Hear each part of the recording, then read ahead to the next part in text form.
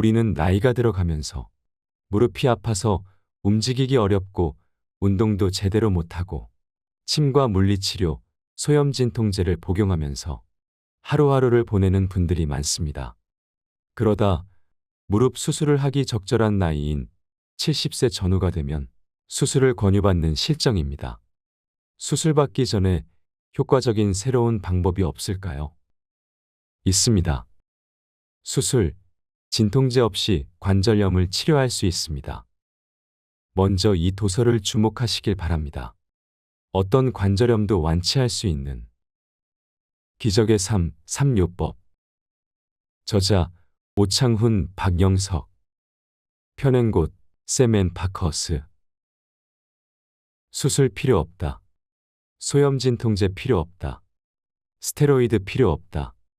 딱 3개월 동안 3가지만 실천하라. 기적의 삶 3요법을 통해 인생이 달라진 이들의 놀라운 사례를 잠시 들어보는 시간을 가져보겠습니다. 사례 1. 양평에 사는 할머니예요. 현재 3개월 하고도 보름을 먹었네요. 무릎이 아프고 부어서 엄청 고통받았지요. 앉거나 설 수도 없고 계단은 엄두도 못 냈어요. 지금은 정상적으로 생활하고 있습니다. 사례 2. 70대 중반인데요.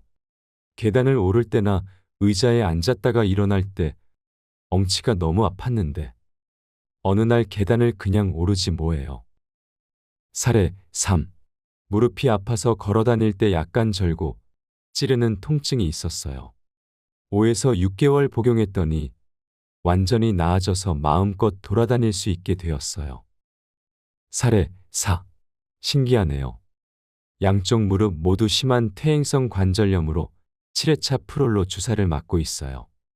잘 걷지도 서지도 못할 정도로 통증이 심해서 새벽에 아파 잠이 깰 정도였어요. 지금은 통증이 30% 정도 감소되었어요.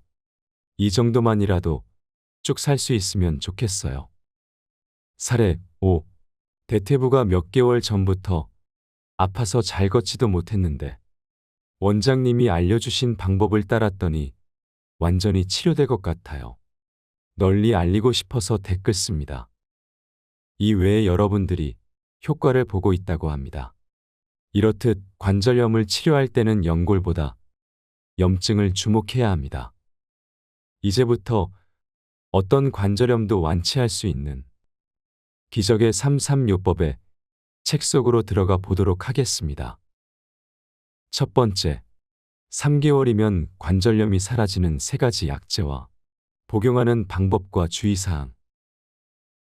우슬, 홍화씨, 쥐누니콩으로 관절염을 다스리는 방법입니다. 여기서 소개하는 3가지 한약재는 함께 복용할 때 시너지 효과를 발휘합니다. 특히 관절염, 퇴행성 관절염, 골다골증에 좋습니다. 이 약재들의 조합이 뼈의 세포 분열을 촉진하는 골화세포가 빠르게 분화하도록 도와서 뼈의 조직이 단단해지고 풍부해집니다. 쉽게 이야기하면 뼈의 영양이 충분해지는 것입니다. 연골은 뼈로부터 영양분을 받아서 성장합니다. 6주에서 3개월 정도 먹으면 연골과 뻑뻑했던 관절이 부드러워집니다. 그러면서 통증도 서서히 사라지게 되죠. 쥐누니콩, 홍화씨를 계속 먹으면 고지혈증, 동맥경화, 심근경색, 고혈압에도 좋습니다. 특히 쥐누니콩은 항암 효과가 뛰어납니다. 시장이나 인터넷을 통해 구입해서 제환소에 맡겨 환으로 먹으면 가장 편합니다. 검색창에 우슬, 홍화씨, 쥐누니콩을 검색하면 판매처들이 나오니 구입해서 먹으면 편하겠죠. 본래는 무릎이 아픈 분들을 위해 만들었지만 다른 관절염에도 효과가 있습니다. 가벼운 손가락 관절염에 효과를 본 분도 있습니다. 어느 날 내원하셨던 환자도 무릎 때문에 먹었는데 무릎은 아직 효과를 보지 못했지만 손가락 관절염이 좋아져서 더 전문적으로 치료받고 싶어 찾아왔다고 했습니다. 나이가 들면 누구나 쑤시고 욱신욱신한 통증이 있기 마련입니다. 이때는 3가지 약재를 며칠간 열심히 먹으면 좋아집니다. 병원에 갈 필요도 약국에서 진통제를 살 일도 없어질 것입니다. 3가지 약제 복용 방법과 주의사항. 먼저 웃을, 홍화씨, 쥐누니콩을 구입합니다. 온라인이나 약재가 많은 시장, 대표적으로 서울 경동시장의 약재상이나 한약방 등에서 구입합니다. 보통 약재를 1kg씩 사서 총 3kg을 환으로 만들어 먹습니다. 제환소에서 다른 약재를 첨가하도록 추천한다고 들었습니다. 되도록 넣지 않기를 권합니다. 따뜻한 성질의 약재를 장복하면 부작용이 있거든요. 여기서 소개하는 비교적 안전한 레시피대로 복용하기 바랍니다. 보통 제환소에서 약재를 다루는 법을 알고 있지만 모른다면 간단히 설명해 주세요. 첫째, 웃을, 홍화씨, 쥐누니콩을 1:1:1 비율로 준비합니다. 둘째, 웃을은 가루로 만들고 홍화씨는 볶아서 기름을 짜내고 쥐누니콩은 볶습니다. 셋째, 제환소에 맡겨 환으로 만듭니다. 서늘한 곳에 보관합니다. 넷째, 한 번에 3에서 4g씩 하루에 4에서 5회 먹습니다.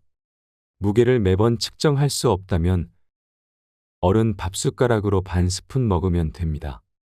단 공복에 먹습니다. 소화가 안 되면 먹는 횟수와 양을 줄입니다.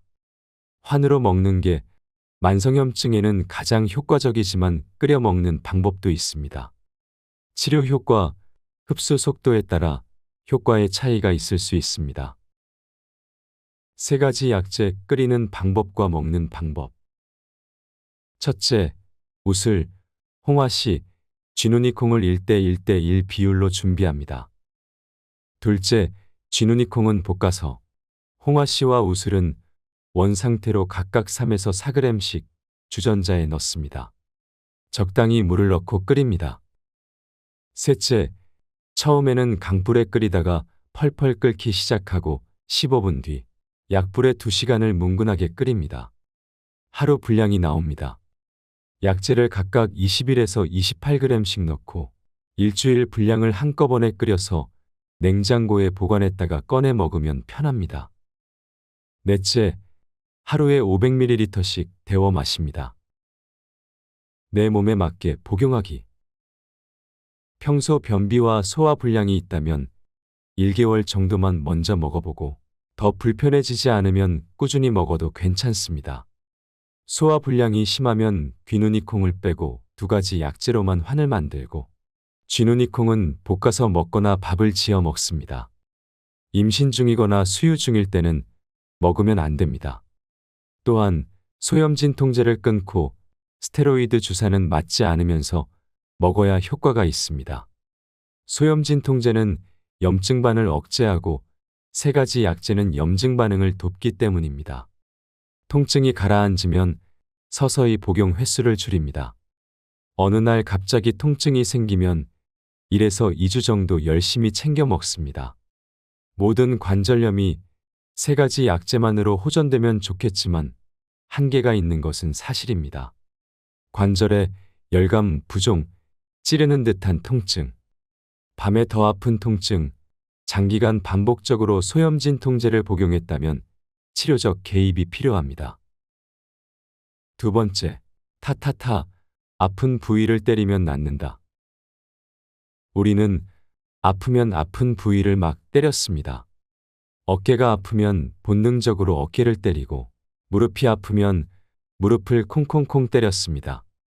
때리면 혈액순환이 좋아지고 염증 반응도 활성화됩니다. 이게 진짜 치료입니다. 골절이 아니라면 때리세요. 때리면 손상 부위로 혈액이 공급됩니다. 아플 정도로 때리면 더 잘 낫기도 합니다. 염증 반응이 활성화할수록, 즉 급성염증 반응이 일어날수록 회복도 빨라집니다. 때리면 낫습니다. 골다공증인데 때려도 되냐고 묻습니다. 골다공증이 있어도 때리세요. 스스로 주먹을 쥐고 때리거나 손가락이 아파서 주먹을 쥐기 힘든 분들은 주먹 크기의 고무, 나무로 된 물건으로 때리면 됩니다. 돌이나 금속으로 된 물건은 피하세요. 예를 들어 퇴행성 무릎관절염 환자나 골다공증 환자는 무릎뼈가 부서길 바라면서 때려도 부서지기 힘듭니다. 견딜 수 있는 만큼 때리면 됩니다. 염증 반응을 억제하는 소염진통제를 끊고 때리기만 해도 나았다는 분들의 증언이 많습니다. 심지어 멍들 정도로 때렸는데 통증이 줄었다는 분도 많습니다. 그래도 걱정된다면 이렇게 해보세요. 때리기 전에 온찜질을 한 다음 타타타 때리면 됩니다. 때렸더니 너무 아프다는 분들이 있습니다. 어떤 날은 열심히 두드리다가 염증 반응을 감당하기 어려울 수 있습니다. 통증이 심하고 열이 많이 난다면 냉찜질로 가라앉혀 보세요. 타타타 이전에 온찜질하는 방법. 준비물은 작은 수건 1개, 큰 수건 1개, 전자레인지용 찜질팩. 첫째, 작은 수건을 물에 적셔서 물을 짠 다음 전자레인지에 넣고 돌립니다. 김이 나기 시작하면 데우기를 멈춥니다. 둘째, 전자레인지용 찜질팩을 제품에 안내된 적정 시간 동안 데웁니다. 셋째, 데운 작은 수건을 아픈 부위에 놓고 전자레인지용 찜질팩을 그 위에 올리고 전체를 큰 수건으로 감싸줍니다. 주의사항은 전자레인지에서 꺼낸 뜨거운 수건과 찜질팩에 데이지 않도록 주의합니다. 온찜질은 굳은 관절을 이완한 다음 때려주면 더 효과적이고 안전합니다. 아픈 부위뿐만 아니라 주변 근육을 폼롤러 등 여러 가지 마사지 기구를 이용해서 자극해주면 더 효과적입니다. 타타타 이후에 냉찜질하는 방법. 준비물은 비닐봉지 2개, 얼음 10개, 물 1컵. 첫째, 한 봉지에 얼음을 담고 봉지를 묶습니다. 둘째, 다른 봉지에는 바닥에 약간 찰랑거릴 정도로 물을 담습니다. 셋째, 물 담은 봉지에 얼음 담은 봉지를 넣은 뒤 내용물이 빠지지 않도록 잘 묶습니다. 넷째, 아픈 부위에 올려줍니다. 냉기가 염증 부위에 접촉되어서 과한 열기를 흡수합니다. 때려서 아프든 운동을 많이 해서 아프든 많이 아픈 날은 이렇게 진정시키면 됩니다. 여기서 이야기하는 관절 주변을 때리는 방법이 관절염 치료에 좋다는 사실은 저만 이야기한 게 아닙니다. 황윤권 정형외과 전문의 역시 내 몸 아프지 않은 습관이라는 책에서 아픈 부위를 때리라고 했습니다. 이렇듯 타타타 때리기는 관절을 부드럽게 해주고 정체된 염증 반응 단계에서 회복 반응으로 넘어갈 수 있도록 돕습니다. 혈액의 공급을 늘려주기 때문에 효과를 보는 것이지요. 타타타 때리기는 소염진통제를 끊고 하는 게 좋습니다. 급성염증을 활성화해서 만성염증의 통로를 열어주는 과정을 소염진통제가 억제한다면 때린 보람이 줄어들기 때문입니다. 타타타 때리기를 통해 약을 끊고 통증에서 편안해지기를 바랍니다. 세 번째, 다이어트는 관절염을 악화시키므로 달라진 최고의 다이어트 운동법. 체중을 줄이면 무릎이 아프지 않습니다. 이 말에 대부분 고개를 끄덕일 텐데요. 이론적으로는 맞는 말이지만 굶는 다이어트를 했다가 더 아팠다는 분들도 많습니다. 왜 다이어트는 관절염을 악화시킬까요? 관절의 손상을 회복할 재료는 우리가 먹는 음식입니다. 그렇지 않아도 누적된 손상이 많은데 복구할 재료마저 없다면 아무리 실력 좋은 기술자라도 힘을 쓰지 못합니다. 이뿐만이 아닙니다. 50세 이후에 단식했다가 관절염이 시작된 분들도 적지 않습니다. 무릎이 아프니까 체중을 줄이겠다는 분들이 있는데요. 같은 이유로 내원했던 60대 중반의 여성 환자가 생각납니다. 비만도 만성염증 때문에 생깁니다. 특히 중년 이후라면 더욱 그러한데요. 무릎과 손가락 관절염이 있어서 심장과 신장에 만성염증이 있는 것으로 보았습니다. 커피를 마시면 잠을 못 자고 우울감이 있었습니다. 갑상선 저하증 약을 15년째 복용하고 있었는데 갑상선 약을 끊고 치료를 시작했습니다. 신장의 만성염증이 줄면서 소변이 시원해지고 무릎의 부종도 줄어 컨디션이 아주 좋아졌다고 합니다. 걷기는 물론이고 달릴 수 있을 것 같은 자신감까지 생겼습니다. 야식을 자제하고 걷기를 서서히 늘렸습니다. 그랬더니 치료 1개월에 체중이 2kg, 2개월에 6kg이 줄었습니다. 걷기 위해 치료한다는 사실을 기억하고 노력하면 만성염증이 줄면서 관절도 좋아지고 체중도 빠질 수 있습니다. 중년 이후 혹은 젊더라도 평균 이하의 체력을 가지고 있거나 다른 질환을 앓고 있다면 단식이나 다이어트를 하기 전에 만성염증부터 확인하는 게 안전합니다. 또한 적당한 정도의 운동이 필요합니다. 지칠 정도의 운동을 지향하고 장기들을 활성화시키는 수준이면 됩니다. 그리고 연령을 고려하여 운동 전후로 스트레칭을 충분히 하면 스포츠 손상이라 부르는 외상을 예방할 수 있습니다. 다이어트 역시 만성염증을 조절하는 관점에서 접근해야 합니다.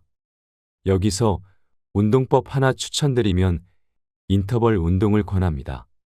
인터벌 운동법이란 인터벌 운동하는 방법. 인터벌 운동법이란 염증을 배출하는 최고의 운동법입니다. 그러나 무릎이나 허리가 아프면 인터벌 운동하기 전에 의자에 앉아 한쪽 다리를 천천히 올렸다가 내리고 의자의 뒤쪽을 잡고 서서 한쪽 다리를 뒤로 올렸다 내리는 것과 같은 가벼운 운동이나 미니스쿼트, 미니스쿼트란 양다리를 어깨너머로 벌리고 발끝을 45도로 밖으로 향하도록 벌린 후 일반 스쿼트와 달리 무릎을 조금만 굽혔다 폈다 하는 동작입니다. 이와 같이 인터벌 운동을 하기 전에 의자에 앉아서 하는 가벼운 운동과 미니스쿼트, 또 제대로 걷는 단계를 할 수 있을 때 하는 것을 추천드립니다. 이제 인터벌 운동에 대해 말씀드리겠습니다. 인터벌 운동의 기본적인 방법은 일반 걷기의 2배 속도로 걷기와 가볍게 달리기를 반복하는 것입니다. 따라서 숨이 가쁠 정도로 심박수를 높였다가 낮추기를 반복하는 운동이면 모두 가능합니다. 줄넘기, 수영, 등산, 필라테스 등으로 대신해도 좋습니다. 방법을 간단히 말씀드리자면 조금 전에 걷기와 달리기를 반복한다 말씀드렸는데 가령 1분 걷고 1분 달리거나 1분 걷고 2분 달리는 것입니다. 달리는 비중을 서서히 늘려가되 달리기를 한 번에 3분 이상 하지 않습니다. 가볍게 달리는 속도는 전력 질주가 아닙니다. 시속 12km 이하로 달려야 합니다. 체력장으로 비유하자면 100m 달리기가 아니고 오래 달리기를 할 때 가장 늦게 들어오는 친구들의 속도보다 느려야 합니다. 일반 걷기 2배 속도로 걷기보다 조금 더 빠른 느낌으로 달리면 됩니다. 거리는 중요하지 않습니다. 20에서 30분간 쉬지 않고 해내는 것을 목표로 하고 익숙해지면 속도를 올립니다. 인터벌 운동으로 당뇨, 고혈압이 좋아지다. 심장이 강력하게 뛰면 몸속 장기 깊숙한 곳까지 혈액을 보냅니다. 이렇게 혈액을 보내면 곳곳에 쌓여있던 만성염증이 배출하기 시작합니다. 이렇게 오장육부의 만성염증을 제거하면 통증이 사라지게 되고 당뇨와 고혈압의 위험도 줄고 덤으로 체중도 감량되죠. 실제로 인터벌 트레이닝을 통해 70% 이상의 참가자들이 혈압이 정상 범위로 돌아왔다는 연구 결과도 있습니다. 네 번째, 움직여야 낫는다. 만성염증 배출 방법과 개선하는 운동법. 다쳤거나 수술한 부위가 아물기를 기다리는 경우처럼 특별할 때가 아니라면 움직여야 낫습니다. 특히 낫지 않는 관절염은 만성염증이 원인일 때가 많은데 만성염증은 움직여야 줄어듭니다. 타타타 때리기는 외부를 자극해서 만성염증을 배출하는 방법이고 3가지 약제는 내부를 자극해서 만성염증을 배출하는 방법입니다. 운동은 안팎에서 동시에 만성염증을 배출하는 방법입니다. 걷지 않으면 결국 걷지 못하게 됩니다. 쉬어도 낫지 않을 정도로 만성염증이 누적되었을 때는 기다린다고 저절로 해소되지 않습니다. 이때는 어떻게 하면 다시 움직일 수 있을지 고민해야 합니다. 점점 잘 움직일 수 있게 되면 회복도 점점 빨라집니다. 움직일수록 만성염증이 잘 배출되기 때문이죠. 이 단계에 이르게 되면 앞서 말씀드린 세 가지 약재를 꾸준히 먹으면서 운동을 병행하면 됩니다. 운동 이야기를 하자면 떠오르는 사례가 있습니다. 50대 여성분이 내원하셨는데 고관절이 아파서 바지를 입기 힘든 정도였습니다. 4개월간 치료했을 즈음 바지는 입을 수 있게 되었는데 아프기 전만큼 자유로이 움직이기는 어렵다면서 하소연했습니다. 제 답은 간단했습니다. 움직이세요. 움직이지 않은 기간이 길수록 대개 회복 기간도 길어집니다. 움직이려는 노력이 필요합니다. 갱년기 이후에 허벅지의 근육량이 평균 15%가 줄어든다는 보고가 있습니다. 60대에는 아파서 병원에 몇 달만 누워 있어도 근력이 확연히 줄어듭니다. 그동안 아팠던 경험이 적었던 분들은 마음까지 울적해지기도 합니다. 늦지 않았습니다. 만성적인 퇴행성 관절염이 되기 전에 꾸준히 운동한다면 울적한 마음도 줄고 통증도 줄일 수 있습니다. 희망을 잃지 마세요. 관절의 움직임을 개선하는 방법. 관절의 움직임을 개선하는 운동은 간단합니다. 첫째, 손가락, 손목, 팔꿈치, 어깨, 목, 턱, 고관절, 무릎, 발목, 발가락 등 아파서 움직임에 제한이 있던 관절을 천천히 움직여 봅니다. 둘째, 관절이 움직일 수 있는 한계를 확인하듯이 관절을 천천히 움직입니다. 넷째, 통증 없이 움직일 수 있는 최대 각도까지 움직였다 돌아오기를 반복합니다. 반복하다 보면 서서히 각도가 커집니다. 다섯 번째, 손상된 관절을 회복하는 재료. 우리가 먹는 음식이 우리 몸을 이룹니다. 음식의 영양분이 곧 손상된 관절 조직을 회복하는 재료입니다. 억지로 많이 먹을 수는 없으므로 식사량이 적은 분들은 적게 먹는 대신 양질의 음식을 먹으면 됩니다. 예를 들어 정상적인 식사 대신 빵, 라면으로 대충 때우면 안 된다는 말이죠. 집 짓는 것에 비유하자면 불량자재로 부실공사를 하는 셈입니다.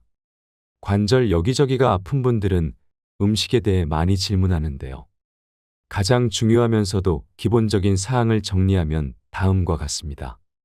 평소 소화가 안 되는 음식, 첨가물이 많이 든 음식은 줄입니다. 일부러 많이 먹을 필요는 없습니다. 소화량에 맞게 먹으면 됩니다. 식사는 규칙적으로 먹는 게 좋습니다. 급식, 과식, 야식, 간식은 되도록 피합니다. 일주일에 한 번은 소량이라도 육류를 먹어야 합니다. 육식을 즐긴다면 버섯과 쌈, 채소를 함께 먹는 것이 좋습니다.